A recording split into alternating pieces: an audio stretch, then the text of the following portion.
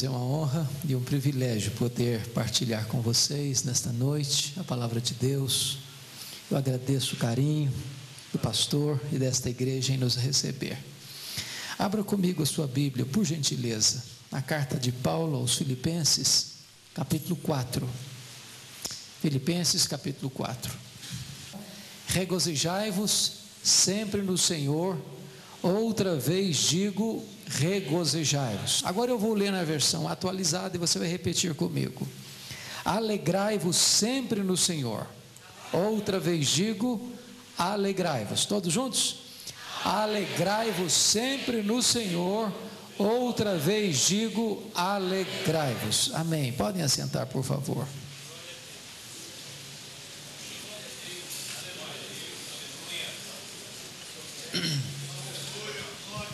Eu quero nesta noite pedir licença a você para lhe fazer uma pergunta. Para lhe fazer uma pergunta pessoal. E eu estou muito convencido de que você não gosta de perguntas pessoais.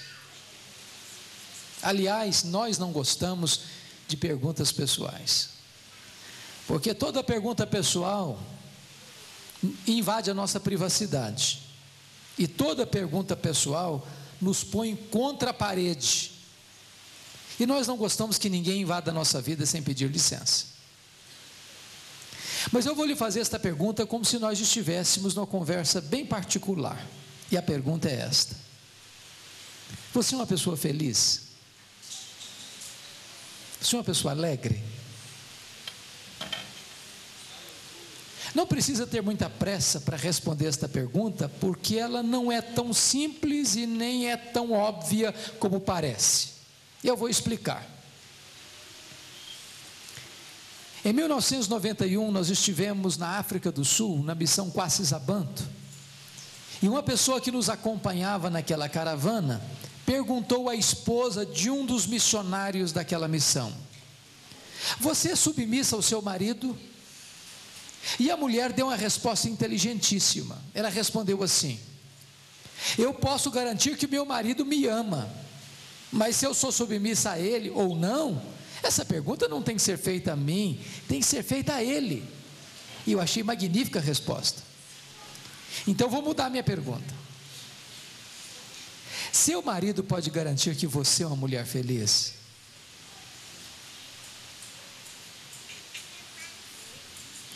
Sua mulher pode garantir que você é um homem feliz? Lá em Provérbios 31 diz que os filhos da mulher virtuosa se levantavam e diziam assim: mamãe é uma mulher ditosa, mamãe é uma mulher feliz. Seus filhos podem dizer isso a seu respeito? Seus pais podem dizer isso a seu respeito? Seus parentes, seus vizinhos, seus colegas de trabalho, seus colegas de escola podem dizer isso a seu respeito? Os membros da sua igreja podem dizer isso a seu respeito? É muito provável que a essas alturas você já esteja criando aí alguns mecanismos de defesa no seu coração, até pensando assim: o pastor está me fazendo essas perguntas porque não conhece a minha vida, porque se eu contar a minha história até pedra chora. Talvez você possa até pensar assim: mas será que dá para ser feliz no mundo de hoje? Com tanta violência, com tanta injustiça, será que dá para ser feliz? Quando eu penso sobre isso, me lembro que Paulo escreveu esse texto, não hospedado num hotel 5 estrelas em Roma. Ele escreveu esse texto de uma prisão, algemado, no corredor da morte, na antessala do martírio, com o pé na sepultura, com a cabeça debaixo da espada de Roma. E ele escreve para a igreja de Filipos dizendo: alegrai-vos sempre no Senhor. Outra vez digo, alegrai-vos. E ele nos ensina 3 verdades aqui. Primeiro, a alegria não é uma opção, a alegria é uma ordem. A alegria é um mandamento, a alegria é imperativa. Em outras palavras, você e eu não temos o direito de sermos uma pessoa triste. Porque ser uma pessoa triste é um pecado. É um pecado de desobediência a uma ordem expressa de Deus. Isso porque o evangelho que nos alcançou é boa nova de grande alegria. O reino de Deus que está dentro de nós é alegria no Espírito Santo. O fruto do Espírito é alegria, e a ordem de Deus é alegrai-vos. Mas há uma segunda verdade que Paulo ensina aqui. Ele diz: alegrai-vos quando mesmo? Sempre. Então eu vou fazer uma perguntinha para você. Você tem problema na sua casa? Ou sou eu que tenho na minha? De vez em quando a grana fica curta na sua casa também? Ou só lá em casa que fica? De vez em quando alguém fica doente na sua família também? Ou só na minha que fica? Quando Paulo diz assim, alegrai-vos sempre, o que ele está querendo dizer então? Que a alegria do cristão não depende de circunstância. Ela é ultra circunstancial, porque estar feliz quando está tudo bem, até o ateu consegue. O grande desafio é ser uma pessoa feliz, apesar das circunstâncias adversas. Sabem por quê? Porque a alegria do cristão não é um sentimento, a alegria do cristão não é uma emoção, a alegria do cristão é uma pessoa, a alegria do cristão é Jesus. Por isso Paulo diz, alegrai-vos sempre no Senhor. Se você tem Jesus, você é uma pessoa feliz. Se você não tem Jesus, você não é uma pessoa feliz. A alegria do cristão é imperativa, ela é ultra circunstancial e ela é cristocêntrica. Mas você não precisa ser nenhum psicólogo e grande entendedor da alma humana para perceber uma coisa: nem todos os crentes salvos em Cristo Jesus estão desfrutando desta alegria, daquela alegria que o apóstolo Pedro chamou de indizível e cheia de glória.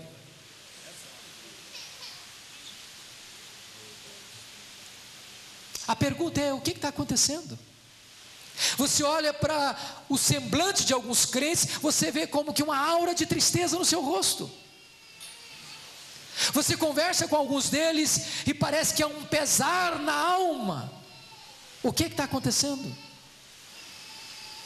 A conclusão a que eu chego é que está acontecendo o mesmo que aconteceu com Davi, quando ele chegou com os seus homens na cidade de Ziclag, onde estava sua família e a família de seus 600 homens. Quando chegaram ali, a cidade tinha sido saqueada pelos amalequitas, tinha sido queimada, espoliada, e os amalequitas tinham levado os rebanhos, levado os filhos, as filhas e as mulheres cativos.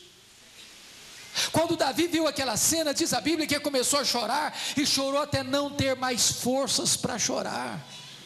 Ele muito se angustiou. Os homens que eram seus companheiros de batalha queriam matá-lo. Diz a Bíblia, porém, que Davi se reanimou no Senhor seu Deus, caiu de joelhos em oração e fez uma breve oração com duas perguntas: perseguirei eu o bando? Alcançá-lo-ei? Em outras palavras, Davi está dizendo para Deus: Deus, eu estou levando de goleada do inimigo, e eu vou aceitar passivamente a decretação da derrota, ou eu vou reagir? E Deus responde para Davi: reage, Davi, porque tudo que o inimigo tomou de você, você vai trazer de volta. O Deus que estamos servindo nesta noite é o Deus da restituição. É o Deus que pode trazer de volta a alegria para a sua casa, a harmonia para o seu casamento, a paz para a sua família. Mas nós precisamos identificar nesta noite quais são os ladrões da alegria, que estão roubando a nossa alegria. E eu penso que a carta de Paulo aos Filipenses nos aponta esses ladrões. Cada capítulo desta carta nos fala de um ladrão diferente. Com a sua Bíblia aberta comigo em Filipenses, nós vamos identificar esses ladrões. Veja comigo, por favor, capítulo 1, versículo 12 de Filipenses. Aqui está o primeiro ladrão da alegria. Paulo diz: meus irmãos, eu quero cientificar-vos de que as coisas que me aconteceram têm antes contribuído para o progresso do Evangelho. Notem a expressão, as coisas que me aconteceram. As coisas que nos acontecem são as circunstâncias da vida. E as circunstâncias são o primeiro ladrão da alegria.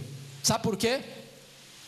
Porque as circunstâncias acontecem com você, querendo você ou não, gostando você ou não, planejando você ou não, esperando você ou não. As circunstâncias acontecem ao arrepio da sua vontade, à revelia do seu querer.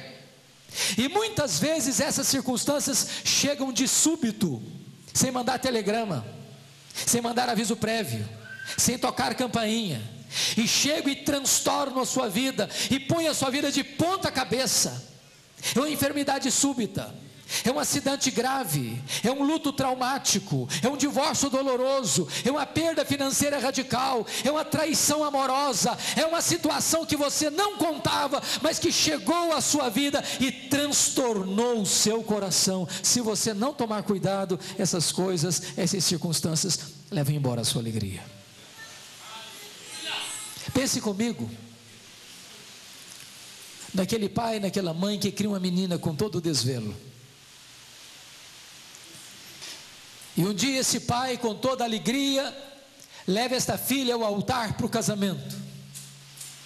E essa moça, criada com tanto carinho, tem o sonho de construir o castelo da sua felicidade, para em seguida descobrir que casou-se com um homem rude, violento, infiel, que vai transformar a vida desta moça num pesadelo.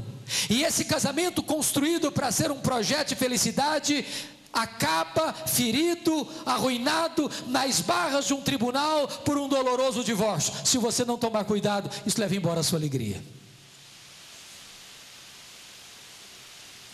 Imagine comigo um pai e uma mãe que debruça sobre o berço do filho, talvez com a pergunta dos pais de João Batista: o que virá a ser, pois, este menino? Noites indormidas, madrugadas insones, esforço, dedicação, oração, zelo, empenho, e de repente esse menino se transforma em adolescente rebelde, recalcitrante, que vai pisotear toda a herança recebida e todo o ensinamento acolhido no lar, e vai se transformar a amargura da sua mãe e o pesadelo do seu pai. Se você não tomar cuidado, isso leva embora a sua alegria. Você vai ao médico para um exame de rotina, e de repente descobre que está com a doença grave, talvez incurável na perspectiva da medicina. Se você não tomar cuidado, isso leva embora a sua alegria. Você trabalha anos e anos, com suor, com lágrimas, com esforço, para ajuntar um patrimônio, e de repente, numa decisão errada, ou numa catástrofe, você perde tudo que acumulou durante anos. Se você não tomar cuidado, isso leva embora a sua alegria. Casamento, 5 anos, 10 anos, 15 anos, 20 anos, 30 anos de vida conjugal, fidelidade, amor e respeito. De repente, uma traição, uma punhalada pelas costas, um término amargo. Se você não tomar cuidado, isso leva embora a sua alegria. Circunstâncias, circunstâncias, circunstâncias. Quando o apóstolo Paulo diz nesse texto: meus irmãos, eu quero cientificar-vos de que as coisas que me aconteceram não roubaram a minha alegria, mas contribuíram para o progresso do Evangelho. Eu preciso perguntar para Paulo: que coisas são essas que aconteceram para você, Paulo? E ele vai fazer um resumo para nós. Ele vai dizer assim para nós: olha, eu fui perseguido em Damasco, eu fui rejeitado em Jerusalém, eu fui esquecido em Tarso, eu fui apedrejado em Listra, eu fui preso e açoitado em Filipos, eu fui escorraçado de Tessalônica, eu fui enxotado de Bereia, eu fui chamado de tagarela em Atenas, eu fui chamado de impostor em Corinto, eu enfrentei feras em Éfeso, eu fui preso em Jerusalém, eu fui acusado em Cesareia, eu enfrentei um naufrágio para Roma, eu fui picado por uma cobra em Malta, eu cheguei em Roma preso e algemado. Mas eu quero que vocês saibam que as coisas que me aconteceram têm antes contribuído para o progresso do Evangelho. Esse homem não crê em acaso, Esse homem não crê em sorte, esse homem não crê em azar, esse homem não crê em determinismo, esse homem não tem medo de olho gordo, esse homem não tem medo de misticismo, esse homem não tem medo de sexta-feira 13, esse homem sabe que a mão de Deus dirige o seu destino. Porque ele estava preso em Roma, diz a Bíblia que a igreja foi mais encorajada a pregar. Porque ele estava preso em Roma, diz ele em Filipenses 1, que ele evangelizou toda a guarda pretoriana, bem como os demais membros do palácio. E o que era a guarda pretoriana? Era a guarda de elite do imperador. 16 mil soldados de escol, gente que transitava livremente pelos corredores do palácio, gente que tinha influência política no império, e todo dia, 3 turnos por dia, um soldado estava algemado a Paulo, e evangelho neles, e evangelho neles, e evangelho neles, e evangelho neles. Depois de 3 anos, toda a guarda pretoriana estava evangelizada, os membros do palácio evangelizados. E quando Paulo escreve em Filipenses 4:22, ele diz: os santos vos saúdam, especialmente os da casa de César. Nero não sabia de uma coisa. O imperador Nero não sabia de uma coisa. É que Deus o havia constituído em presidente das missões estrangeiras do império. Quando ele pensou que estava destruindo a igreja, ele estava promovendo a igreja, porque esta igreja é obra santa, ninguém detém. É obra de Deus, ela é indestrutível. Porque Paulo estava preso, ele não podia visitar as igrejas. Então diz a Bíblia que ele começou a escrever cartas: Efésios, Filipenses, Colossenses, Filemon, as cartas da primeira prisão. Se Paulo não estivesse preso, talvez nós não teríamos esses tesouros de Deus na nossa Bíblia. Então olhe para a vida na perspectiva de Deus. Olhe para a vida na perspectiva da providência de Deus. Olhe para a vida na perspectiva da soberania de Deus, porque a Bíblia diz que nem um fio de cabelo da nossa cabeça pode ser tocado sem que Deus saiba, sem que Deus permita, sem que Deus tenha um propósito. Se você não olhar para a vida desta forma, as circunstâncias podem levar embora a sua alegria. Vamos ao segundo ladrão da alegria, por favor, capítulo 2, versículos 3 a 5. O apóstolo Paulo diz: nada façais por partidarismo ou vanglória, mas por humildade, considerando cada um outro superior a si mesmo. Não tem visto o que é propriamente seu, senão também cada qual o que é dos outros. Tende em vós o mesmo sentimento que houve também em Cristo Jesus. O segundo ladrão da alegria são as pessoas. Eu quero dizer para você que nós sofremos mais por causa de gente do que por causa de circunstâncias. As pessoas nos fazem chorar mais do que coisas. Sabem por quê? Porque as pessoas nos decepcionam. E nós decepcionamos as pessoas. Por esta razão, é impossível haver saúde emocional sem perdão. Porque nós não somos uma pessoa perfeita, nós não nos casamos com uma pessoa perfeita, nós não temos filhos perfeitos, nós não temos uma família perfeita, nós não temos uma igreja perfeita. Portanto, nós vamos ter queixas uns dos outros, e nem pastor perfeito, e nem ovelha perfeita. Por esta causa, a única maneira de ter uma vida saudável é exercitando perdão. O perdão não é simples e nem é fácil. Eu tenho que concordar com C.S. Lewis quando ele diz que é mais fácil falar de perdão do que perdoar. Não é difícil pregar um sermão sobre o perdão. O desafio é perdoar aquele que pisa no nosso pé. Mas o perdão é necessário, porque Jesus chegou a afirmar que se você não perdoar, você não pode trazer sua oferta ao altar. Se você não perdoar,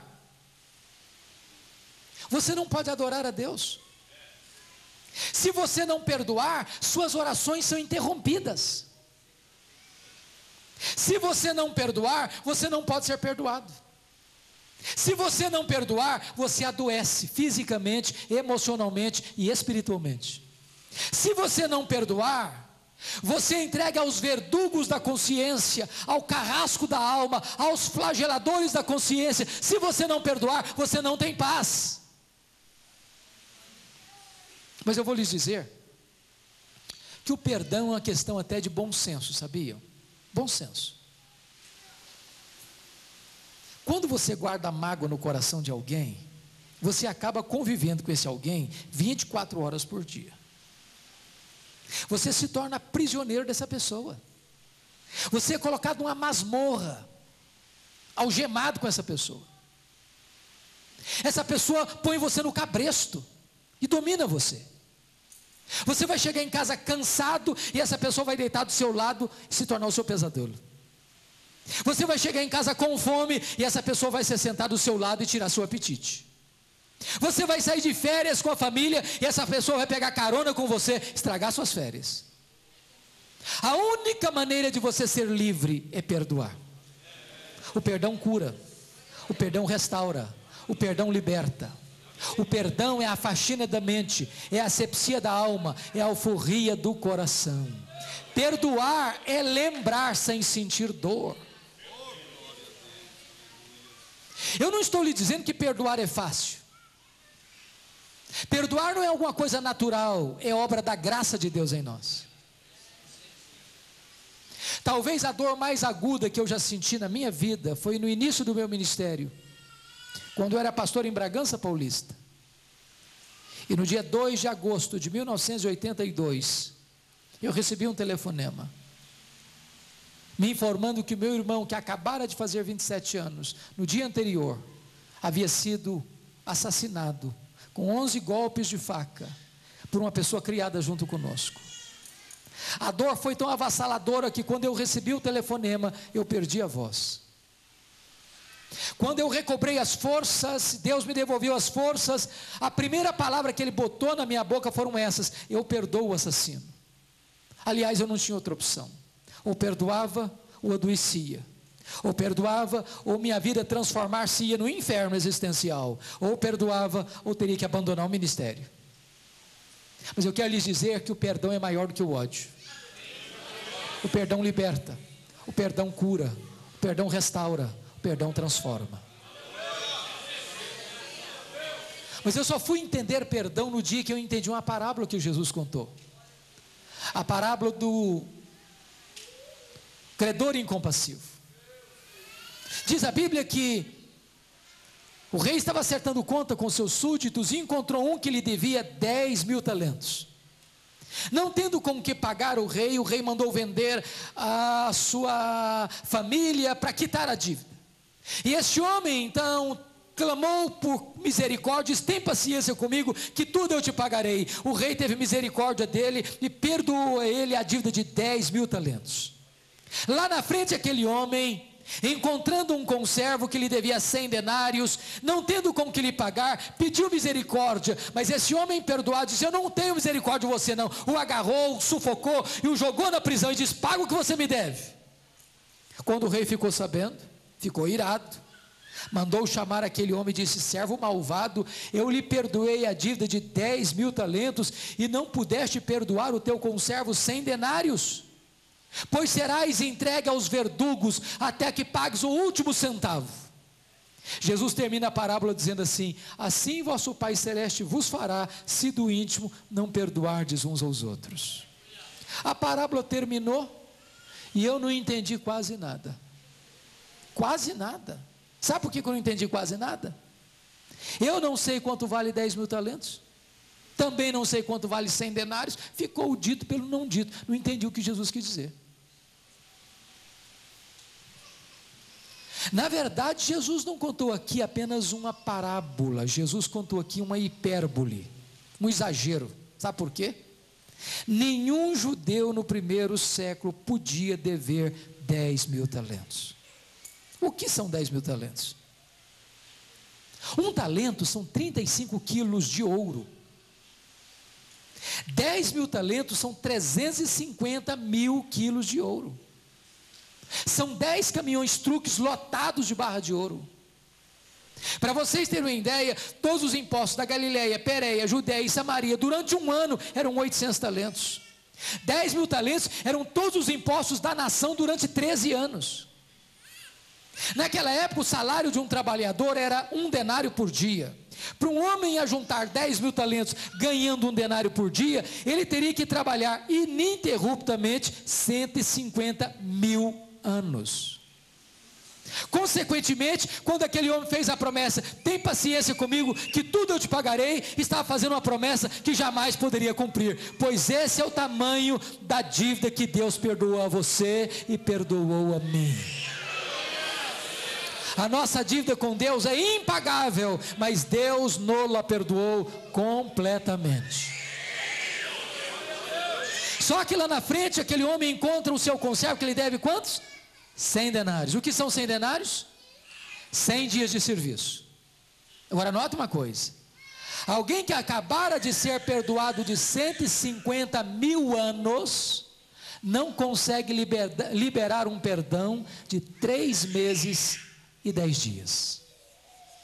Qual é a proporção de 10 mil talentos para 100 denários? 10 mil talentos são 600 mil vezes mais do que 100 denários. Quem receber um perdão 600 mil vezes maior, não consegue liberar um perdão 600 mil vezes menor. Sabe o que Jesus está nos ensinando com essa parábola? Você nunca poderá dizer assim: eu não perdoo fulano, eu não perdoo Beltrano, eu não perdoo ciclano, fui muito ferido, muito humilhado, muito machucado. A Bíblia diz que você deve perdoar assim como Deus em Cristo perdoou você. E a palavra de Deus diz que Deus perdoa os nossos pecados e deles não mais se lembra. Talvez você possa argumentar: ah, pastor, então eu acho que eu não perdoei mesmo não, porque eu não consegui esquecer. Você não consegue esquecer? Louvado seja Deus. Isso significa que você não tem amnésia. Eu quero dizer para você, para aliviar o seu coração, que quando a Bíblia diz que Deus perdoa e esquece, a Bíblia não quer dizer que Deus tem amnésia. Deus não tem amnésia. Deus é onisciente, Ele sabe tudo, se lembra de tudo. Mas então o que a Bíblia quer dizer que Deus perdoa e esquece? A Bíblia quer dizer que Deus nunca mais joga no seu rosto um pecado que já perdoou você. Deus nunca mais cobra de você uma dívida que já perdoou você. É desse jeito que nós devemos perdoar. Perdoar então é lembrar sem sentir dor. Você não cobra mais a dívida. Talvez alguns de vocês aqui vão precisar fazer uma viagem, ou dar um telefonema, ou mandar um e-mail, ou mandar uma carta, ou fazer uma visita. Mas em nome de Jesus, não guarde mais pendências. Tome a decisão de perdoar. Porque se você não perdoar, você não será livre. Se você não perdoar, as pessoas vão roubar a sua alegria. Preste atenção comigo na carta aos Filipenses. Texto que nós lemos. A igreja de Filipos era uma igreja maravilhosa. Portão para fora, era uma igreja missionária. Ajudou Paulo em Tessalônica, ajudou Paulo em Corinto, ajudou Paulo em Roma, ajudou os pobres da Judéia. Era uma igreja abençoadora para os de fora, mas portão para dentro aquela igreja era um problema. Até as mulheres brigavam na igreja. Capítulo 4, versículo 2, ele diz: rogo a Evódia, rogo a Sintique, pensem com concordemente no Senhor. No dia que Evódia liderava um bazar na igreja, a Sintique não aparecia lá. No dia que a Sintique liderava uma reunião de oração na igreja, Evódia não ia. Tinha gente na igreja de Filipos trabalhando desde que ele aparecesse, vanglória. Tinha gente trabalhando desde que o grupinho dele aparecesse, partidarismo. Tinha gente que só pensava nele mesmo. Paulo diz: não, pensa no que é do outro também.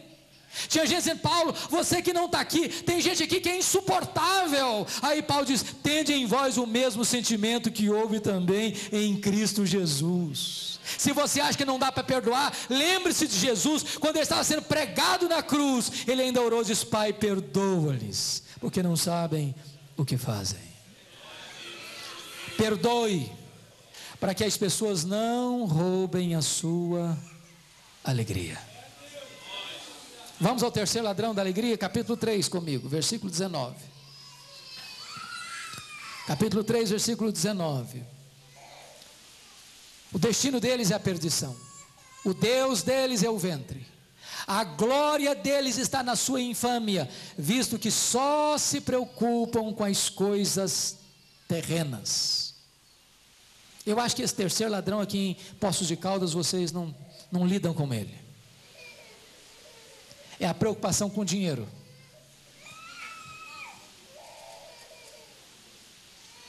Eu acho que dinheiro aqui em Poços de Caldas, dinheiro é solução, né? Não é problema. O grande problema é que algumas pessoas só se preocupam com coisas terrenas. Gente que acorda de madrugada, vai dormir tarde, come penosamente o pão que granjearam, correm desesperadamente, não tem tempo para Deus, não tem tempo para a família, não tem tempo para a igreja, não tem tempo para si mesmo, porque só se preocupam com as coisas terrenas. Meus irmãos, o dinheiro é mais do que uma moeda. O dinheiro é um ídolo. O dinheiro é Mamon. E no altar de Mamon, muitas pessoas vivem e morrem. Casam-se e divorciam. Corrompem e são corrompidas.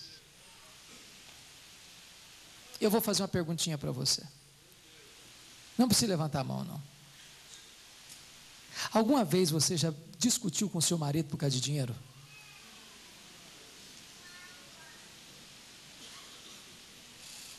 Alguma vez você já brigou com a sua mulher por causa de dinheiro? Se vocês falarem para mim que nunca, eu vou duvidar da honestidade de vocês. Sabe por quê? Porque as pessoas brigam por causa de dinheiro. Porque tem dinheiro, porque não tem dinheiro, porque tem muito dinheiro, porque tem pouco dinheiro, porque não tem dinheiro nenhum. Sempre brigam. O dinheiro é hoje o maior pomo de discussão e discórdia dentro das famílias. O grande problema é que nesta chamada economia globalizada, nós somos apenas uma aldeia. Por exemplo, o problema do mercado imobiliário americano, que a bolha estourou em 2008, afetou a economia do mundo. Eu sou do estado do Espírito Santo e hoje o estado do Espírito Santo é o maior produtor de rochas ornamentais do planeta, o maior produtor de granito do mundo hoje. Muitos donos de pedreiras no estado do Espírito Santo quebraram, porque o mercado imobiliário americano bambiou as pernas. Nós somos uma economia globalizada.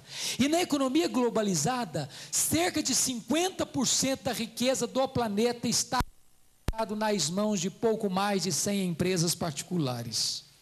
A Toyota é mais rica do que a África do Sul. A GM é mais rica do que a Noruega. O Walmart é mais rico do que 151 países. Bill Gates só no ano 2000 tinha uma renda líquida de 400 milhões de dólares por semana. E ele não é o homem mais rico do mundo. O grande drama é que nesse sistema de economia globalizada, as empresas querem mais do seu tempo e mais do seu dinheiro para girar a máquina, e para isso você tem que consumir mais, e você entrou neste caldeirão e nesta roda viva do consumismo. Eu vou ilustrar. Na década de 50, nós consumíamos 5 vezes menos do que consumimos hoje, e não éramos menos felizes por isso não. Eu, quando era criança, só tive um brinquedinho de plástico comprado em loja. E eu posso garantir para vocês que eu não fiquei complexado.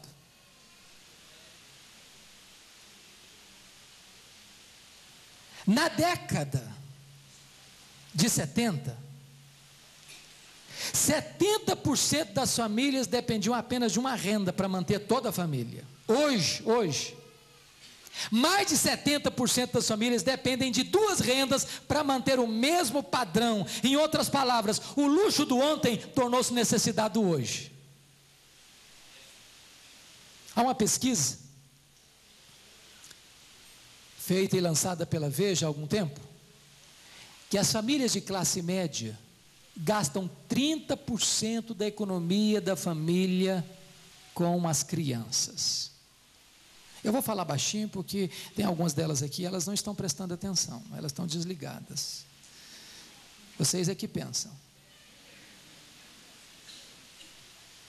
E não estamos falando de coisas básicas, não, estamos falando de coisas supérfluas. Em outras palavras, levar uma criança hoje num shopping center é um perigo. Tem criança que, se você não der o que ela quer, ela apronta uma confusão na porta da loja. Tem outras que dão uma picuda na canela da mãe. Você já visitou quarto de criança de gente classe média? Já visitou? Ô, gente, tem prateleira do teto ao chão. Olha, uma criança nasce hoje, ela já tem mais brinquedo que ela consegue brincar a vida inteira. Você dá um presente para uma criança hoje, ela brinca longas 2 horas, encosta no canto, é sucata e que é outro. E se você não der, ela entra em crise emocional, tem que levar para o psicólogo. Eu tenho um amigo que tem 3 mulheres em casa. Obviamente a esposa e as 2 filhas. Não pensem mal do meu amigo, por gentileza.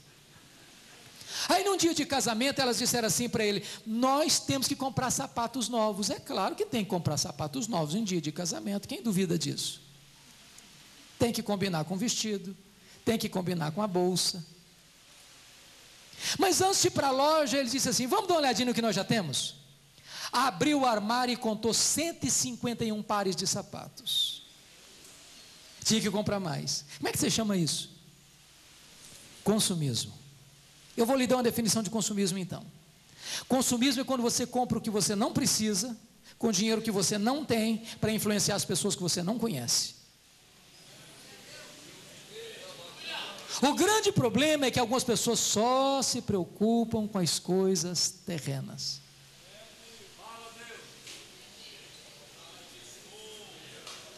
O apóstolo Paulo diz que aqueles que querem ficar ricos caem em tentação e cilada, e atormentam a sua alma com muitos flagelos. Nós não trouxemos nada para o mundo, nós não vamos levar nada do mundo, tendo o que comer, o que beber, o que vestir, com isso estejamos contentes. Porque o amor do dinheiro é a raiz de todos os males. John Rockefeller, que foi o primeiro bilionário do mundo, ele diz o seguinte: o homem mais pobre que eu conheço é o que só tem dinheiro. Alguém já disse, com muita razão, que as pessoas mais felizes do mundo são aquelas que chegam em casa cheirando graxa, e comem um bom prato de arroz com feijão e dormem a noite toda bem dormida.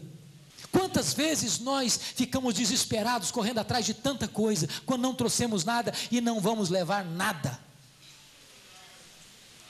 Um deputado de Brasília disse algo interessante: eu nunca vi uma família dividindo herança unida e feliz. Nunca vi. O dinheiro não tem liga, o dinheiro divide. E quantas vezes pai e mãe não tem tempo para os filhos, não tem tempo para o casamento, não tem tempo para a igreja, não tem tempo para Deus, corre o tempo todo atrás de coisas que, quando deixar, vai ser motivo de briga e contenda para a família. Quando John Rockefeller morreu, esse primeiro bilionário do mundo, um curioso se aproximou do contador no cemitério e perguntou assim: e aí, quanto é que o Dr. John Rockefeller deixou? O contador respondeu: ele deixou tudo, ele não levou nem um centavo. Você já viu gaveta em caixão? Já viu caminhão de mudança em enterro? Já viu bolsa em mortalha? Por isso o Senhor Jesus Cristo disse: ajuntai para vós tesouros lá no céu, onde nem a traça, nem a ferrugem, nem os ladrões podem tomar de você. Porque se você botar o seu coração no dinheiro, você nunca vai ser feliz. A felicidade não está no dinheiro, a felicidade está em Deus.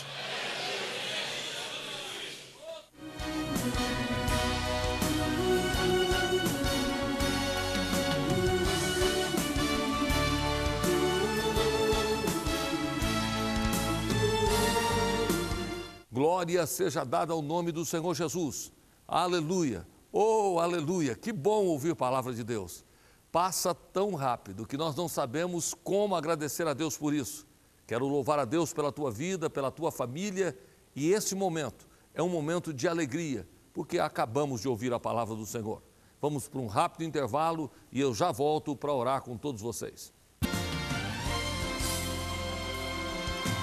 Nova Loja 10. Qualquer peça por apenas R$10. Isso mesmo, qualquer peça por R$10. Temos roupas masculina, feminina e juvenil e infantil, além de uma linha variada de acessórios. Venham nos conhecer. Localizada na rua Assis Figueiredo, 1308 Centro. Nova Loja 10, em Poços de Caldas. E também em Andradas, Ipuiuna, Pouso Alegre e Itajubá. Você na moda muito mais barato. Nova Loja 10. Qualquer peça por apenas R$10. A Doces Arte de Minas adquiriu a Doces Castellani, aumentando assim a sua qualidade em doces. Com uma variedade de 29 tipos de doces, essas duas marcas tradicionais agora trabalham juntas. Com processos automatizados, as novas instalações oferecem o que há de melhor na produção de doces, garantindo produtividade e mantendo a verdadeira arte e o sabor do tradicional doce mineiro.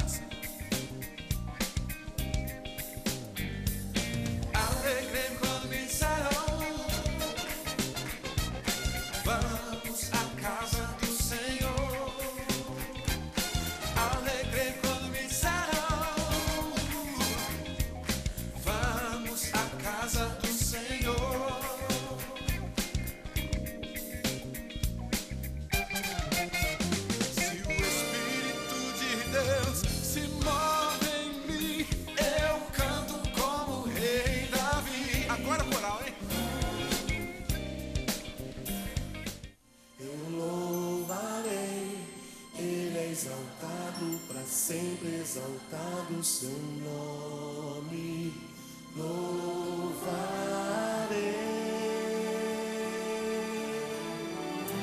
Ele é o Senhor, sua verdade vai sempre reinar.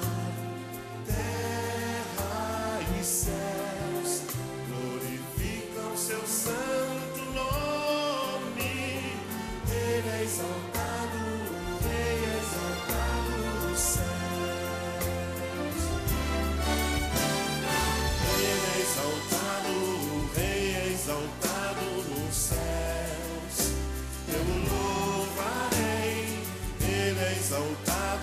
Sempre exaltado seu nome, louvarei.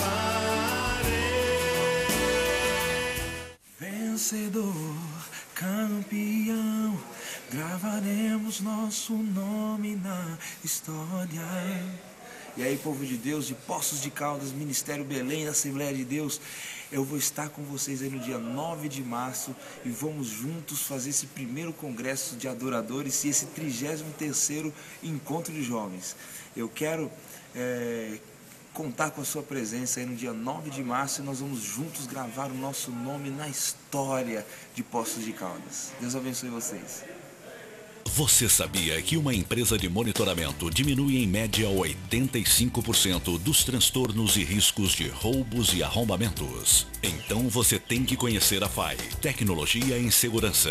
Só na FAI você encontra os melhores equipamentos. Monitoramento 24 horas comercial e residencial, cercas elétricas, câmeras de segurança e portões eletrônicos. A FAI está pronta para tornar a sua vida mais segura.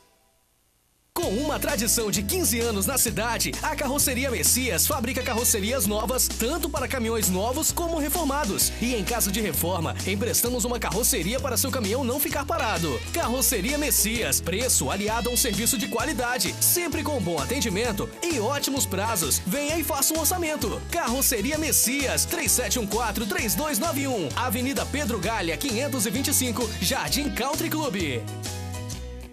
Canindé Music, a loja dos músicos em Poços, mas com preço de São Paulo. Pastores e músicos, venham conhecer a mais completa loja de instrumentos musicais e som profissional de Poços de Caldas. Aqui você conta com técnicos especializados para as instalações de todo tipo de equipamento de som em sua igreja. Trabalhamos com marcas nacionais e importadas e para a inauguração preparamos uma super promoção para você. Bateria completa por apenas R$ 999 à vista. Fone Cos Porta Pro, R$ 149 à vista. Faça-nos uma visita aqui no Shopping Gibimba, a Rua São Paulo 46, loja 11, ou também pelo Televendas 3714-3269. Canindé Music, a loja dos músicos.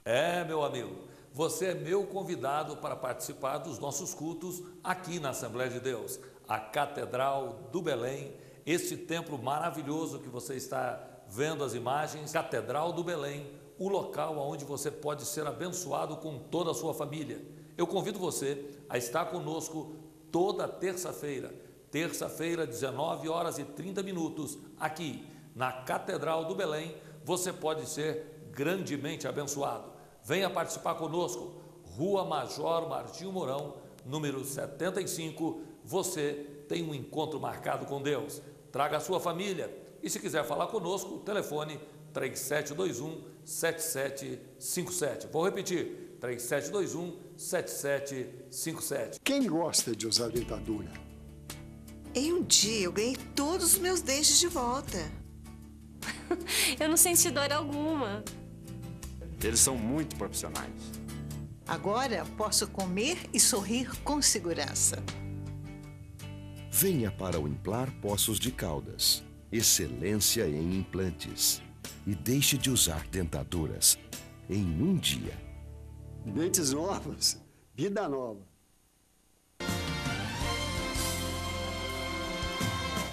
Nesse momento, eu quero orar por você, orar pela tua família e dizer a você, se você quiser adquirir essa mensagem para ter na sua casa esta palavra guardada para de vez em quando você ouvir, ligue para nós, 3721-7757, e você pode adquirir o programa de hoje e abençoar a sua vida, ok?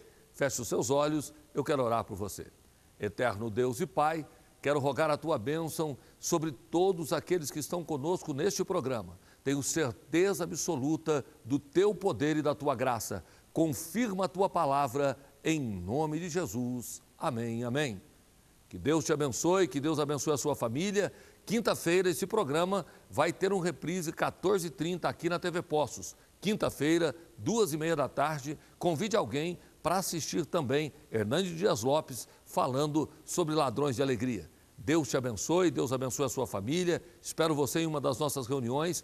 Terça-feira eu estou no culto. Venha glorificar a Deus comigo, vai ser um prazer te dar um abraço e juntos participarmos de um culto a Deus. Um abraço grande a você, a sua família e até o próximo programa, se Deus nos permitir. Deus te abençoe.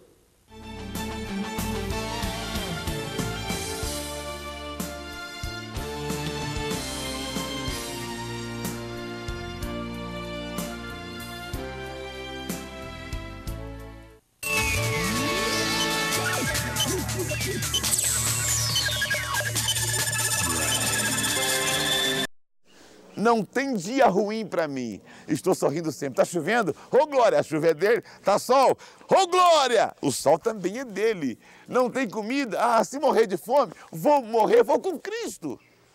Então, quem nos guarda são anjos poderosos. O que você quer?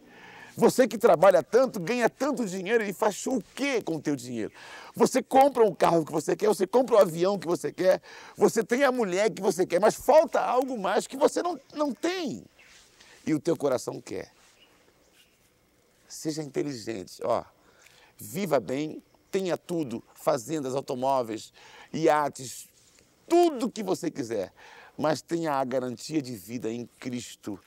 Porque a Bíblia diz que o homem está destinado a morrer uma vez, vindo depois da morte o juízo. Que Deus te abençoe. Pense nisso.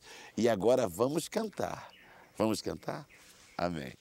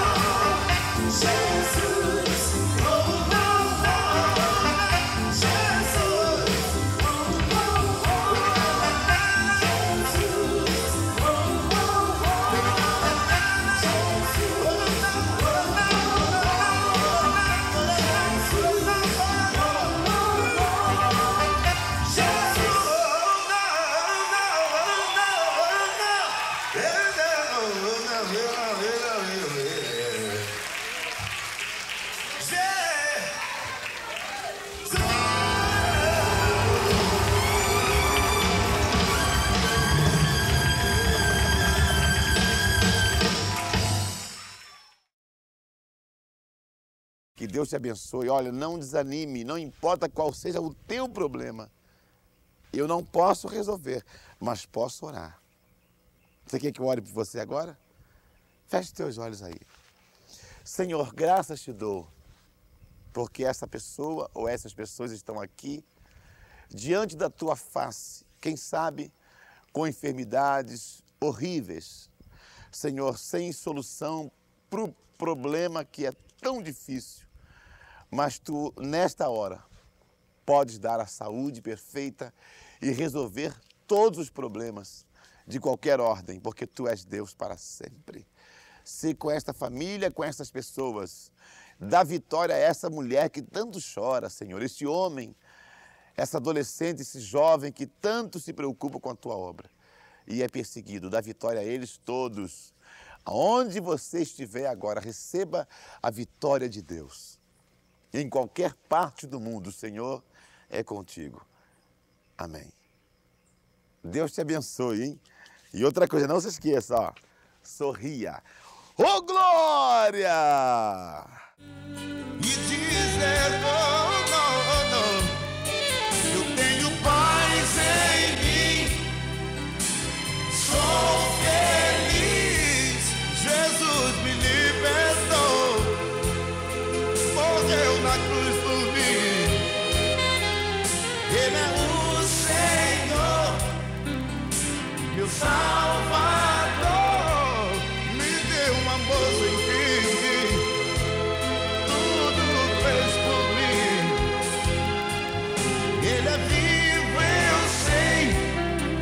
Sigo a sua lei, Jesus Cristo é o Rei dos reis.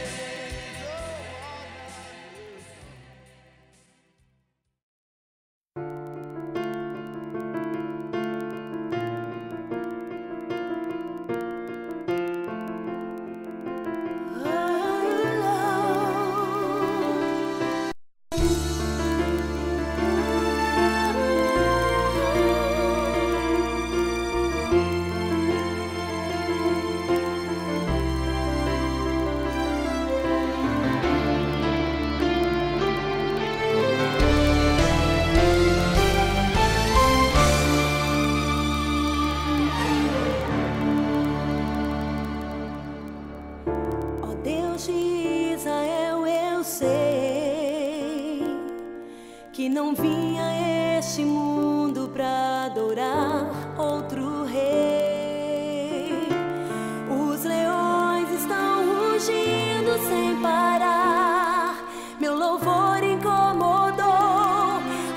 os que são contra ti, ó Jeová.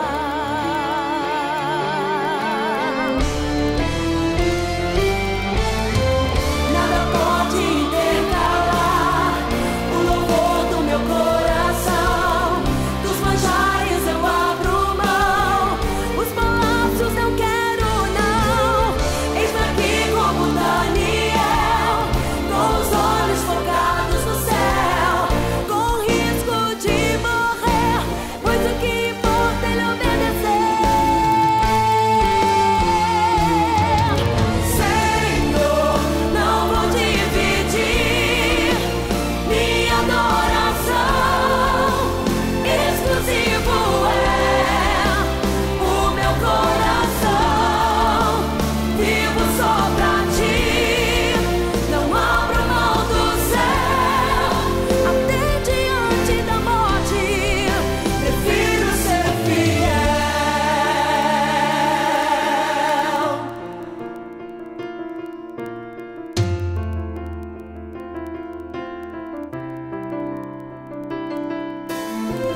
Nada pode intercalar o louvor do meu coração. Dos manjares eu abro mão, os palácios não quero não. Eis-me aqui como Daniel, com os olhos focados no céu, com risco de morrer, pois o que importa é ele obedecer. Senhor, não vou dividir minha adoração, exclusivo é o meu coração. Vivo só pra ti, não abro mão do céu, mesmo diante da morte, prefiro ser fiel.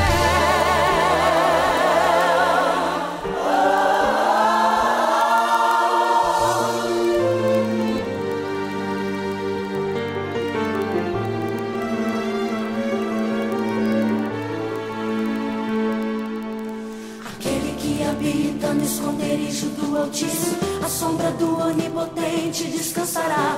Direi do Senhor, Ele é o meu Deus, o meu refúgio, a minha fortaleza. Ele me livra do laço do passarinheiro e da peste perniciosa. Ele me cobre com suas penas e debaixo de suas asas estarei seguro.